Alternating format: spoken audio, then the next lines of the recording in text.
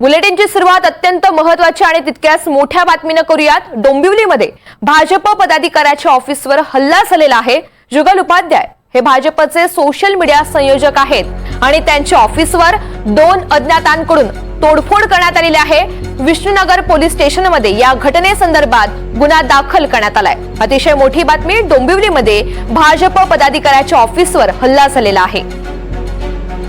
प्रतिनिधी अमजद खान आपल्याला अधिकची माहिती देतील। अमजद, आपण पाहतोय डोंबिवलीमध्ये हा सगळा धक्कादायक प्रकार घडलेला आहे।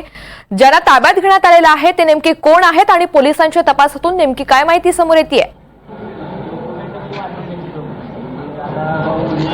ऋतुजा, डोंबिवली भाजप सोशल मीडिया प्रभारी आहेत जुगल उपाध्याय आणि त्यांच्या कार्यात आज हल्ला झाल्याची धक्कादायक घटना समोर आली आहे। जुगल उपाध्याय यांचा स्टेशन परिसरात कार्यालय आहे आणि जुगल उपाध्याय हे कार्यालयात आले असता 2 तरुण ज्यांच्या तोंडावर रुमाल होता ते ऑफिसमध्ये आले आणि त्यांनी दोघांनी असा आरोप केला आहे की जुगल उपाध्याय यांनी त्यांच्या समाजाबद्दल काहीतरी लिहिलं आहे आणि असा आरोप करत जुगल उपाध्याय यांना मारहाण करण्यात आली। ऑफिसमधील जे साहित्य होते त्याची तोडफोड करण्यात आली आणि हे दोघे तरुण पसार झाले आहे। सध्या ही संपूर्ण घटना सीसीटीव्ही मध्ये कैद झाली आहे। सीसीटीव्ही पोलिसांनी आपल्या ताब्यात घेतला आहे। जुगल उपाध्याय यांची तक्रार घेतली आहे। सध्या सीसीटीव्हीच्या सहाय्याने या प्रकरणाचा तपास सुरू आहे। जुगल उपाध्याय हे भाजपचे गुजराती आघाडी सेलचे अध्यक्ष देखील आहेत आणि सार्वजनिक बांधकाम मंत्री रमेश चव्हाण यांचे निकटवर्ती आहे। सध्या या प्रकरणाचा तपास आता पोलिसांनी सुरू केला आहे। मात्र निवडणुकीच्या दरम्यान निवडणुकीच्या एकीकडे निवडणुकीचा प्रचार जोरात आहे, दुसरीकडे